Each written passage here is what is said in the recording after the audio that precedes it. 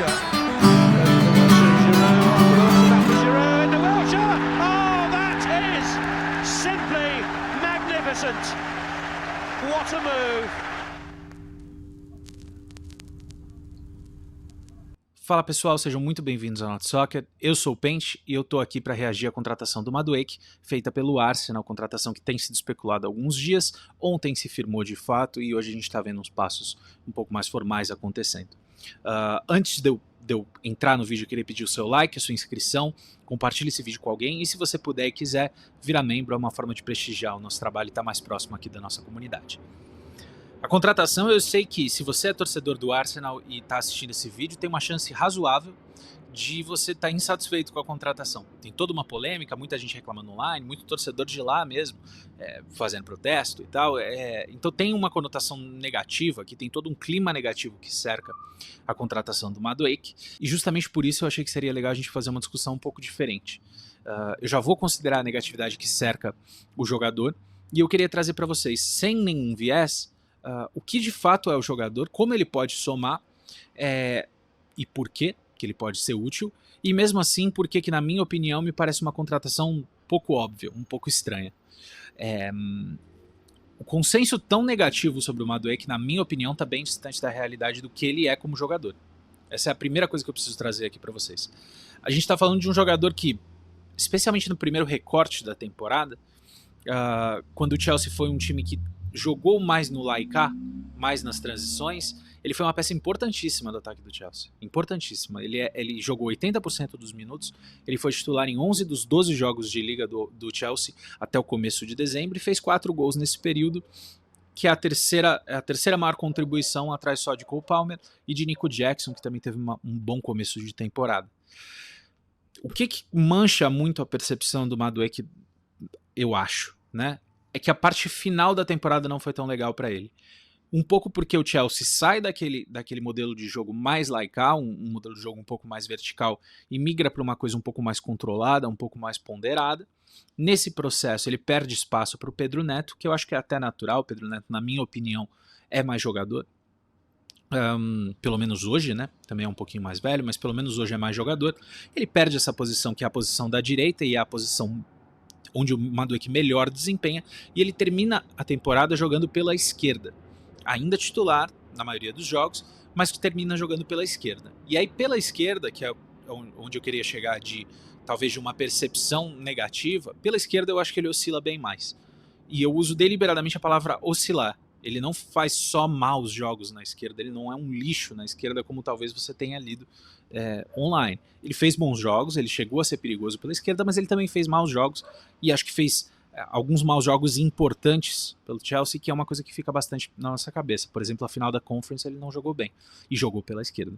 Isso, para mim, assim, me parece até natural, assim, um jogador que claramente tem alguns vícios de ângulo, por ser aquele canhoto que gosta de driblar e buscar o chute, inclusive tem espaço para melhorar esses chutes, e é natural que o jogo dele sofra dessa forma. Então assim, se a gente fosse colocar o Madueke a longo prazo jogando pela esquerda, ele teria que adaptar bastante o jogo dele. Hoje eu não vejo ele um jogador dessa posição.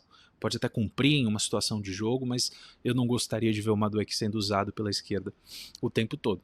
Mas o espaço no time titular, porque é disso que a gente está falando, a gente está falando de um titular no time do Chelsea, um atacante que foi importante ao longo da temporada, o espaço foi conquistado com mérito. O Madueke é uma ameaça com o campo para atacar. Ele carrega a bola extremamente bem. Ele está no 1% das 5 ligas da Europa carregando bola, literalmente, estatisticamente. Ele é bem veloz e ele é um bom driblador. Assim, ele não é um driblador excepcional, mas ele tem um repertório razoável de drible. Não é super estético, mas é eficaz. É um jogador que ameaça, ele incomoda bastante se tiver campo para atacar. E aqui eu queria chamar a sua atenção. Quem viu de perto o Arsenal, né, nesse último recorte, né, desse bom Arsenal, sabe que o Arsenal, quando baixa o bloco, quando decide defender, é uma unidade defensiva muito forte mesmo, defende como poucos. E ter jogadores confortáveis atacando grandes espaços nessa situação de jogo potencializa o uso dessa postura. É esse o perfil do Madueke. Para mim é aqui que ele pode somar. no elenco do Arsenal hoje, se a gente olhar, são poucas as peças que combinam esses ingredientes no ataque.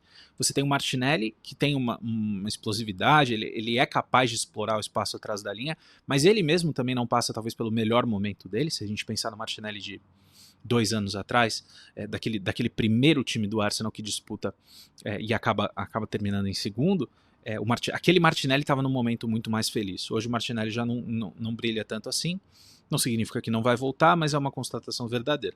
O Saka é o outro do ataque que tem essa explosão, mas o Saka tem, apesar de ter o atributo, eu acho que ele tem uma inclinação natural de controlar mais o jogo, né? Ele gosta de atacar o espaço um pouco mais curto, ele gosta de buscar o 1-2, né? O passe para receber, ele tem o drible, enfim, o Saka é bem mais jogador, não estou fazendo nenhuma comparação de qualidade aqui, mas em termos de atributo, a lista meio que para por aí, de quem pode de fato ameaçar quando o Arsenal está numa situação de jogar um pouco mais recuado e explorar as costas do adversário. E por essa lente especificamente eu vejo bastante valor no nome. Soma bastante no elenco. Se soma o suficiente para justificar o preço, é outro debate. Eu tenho um pouco de aversão a ficar discutindo muito o preço, eu sei que o preço é uma questão que incomoda nessa contratação. Mas de novo, a gente está falando de um jogador jovem, de um jogador inglês, de um jogador que, querendo ou não, foi um titular importante do Chelsea na temporada, então tem todos esses fatores que ajudam a construir o preço.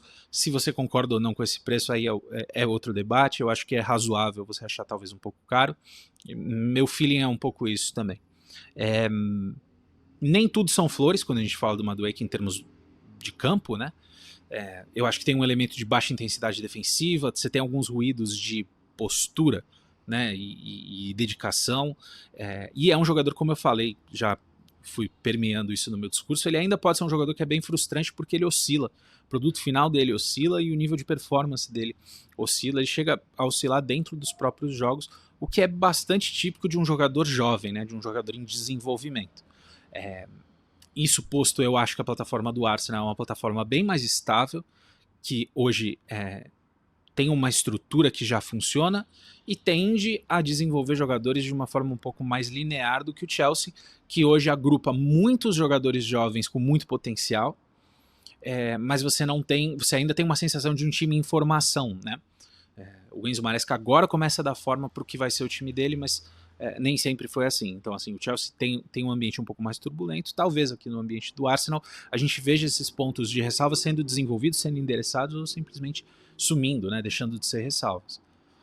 Isso significa que eu acho ele uma ótima contratação? Não necessariamente. E eu falo isso porque eu tenho empatia com o torcedor que não ficou feliz com o movimento. Não sei se fosse no meu time se eu estaria feliz. Mas eu vejo 2 cenários aqui que eu acho que é legal o torcedor pensar. O cenário 1 ele vem para ser titular pela esquerda. E aí eu não gosto da contratação, sem ressalvas. Tudo que eu falei lá em cima é importante, quero que você saiba que vocês não estão contratando um péssimo jogador, mas acho que vocês estariam subutilizando o jogador se ele fosse para a esquerda. Ele, na ótica do clube, não muda o time de degrau, né? O Arsenal acho que hoje precisa de um cara que venha e tome conta da posição. O projeto está maduro, o projeto está produzindo um futebol de alto nível, falta dar o próximo passo de fato capitalizar em cima desse bom momento. E na ótica do jogador, você vem para passar por uma grandíssima adaptação, né, do que seria o seu jogo, e você vai jogar fora de posição se você for jogar pela esquerda. Então, se for isso no futuro, não gosto da contratação. Se ele vier como opção de elenco, eventualmente sendo reserva dos 2 lados, né, mas sabendo que ele é um jogador que tem essa preferência de ângulo aqui pela direita, eu gosto do nome. Eu acho que tem bastante coisa para extrair que é positiva da contratação. Desde que não prejudique a compra de um ponta titular pela esquerda e de um centroavante titular. E essa é a grande ressalva. Porque o preço aqui não é desprezível, né, uma contratação de 52 milhões, fica a dúvida e fica o medo, talvez, o receio que essa contratação atrapalhe a contratação de peças mais importantes. Mas se for esse cenário, se você vier do futuro e falar, Pente, eles contratam um baita centroavante titular, eles contratam um baita ponta, isso aqui é uma composição de elenco, eu acho bela contratação. Acho mesmo. Na ótica do jogador, eu ficaria curioso para ver se ele de fato vem para ser esse coadjuvante, né? Ele não é tão coadjuvante assim no Chelsea hoje. É por isso que eu faço essa colocação. E se for esse segundo cenário, dele vir só como peça de elenco, eu fico animado para ver quem são as peças principais que estão chegando. Isso sinalizaria uma janela super ambiciosa, super agressiva do Arsenal, e o Arsenal montaria, nesse caso, um ataque de respeito que o próprio projeto pede já há um tempo, e eu acho que merece, inclusive, porque progride e mostra um bom futebol. A gente tem que aguardar para ver, eu deixo esse veredito suspenso, sei que o torcedor não gostou, mas eu espero que tenha sido uma análise mais objetiva aqui do que de fato é o jogador, porque talvez se a gente só lê o que é publicado, a gente tem uma percepção distorcida de ser um mau jogador ou qualquer coisa desse tipo. Não é o caso, mas acho que pro desenho do Arsenal depende da utilização. Valeu, pessoal.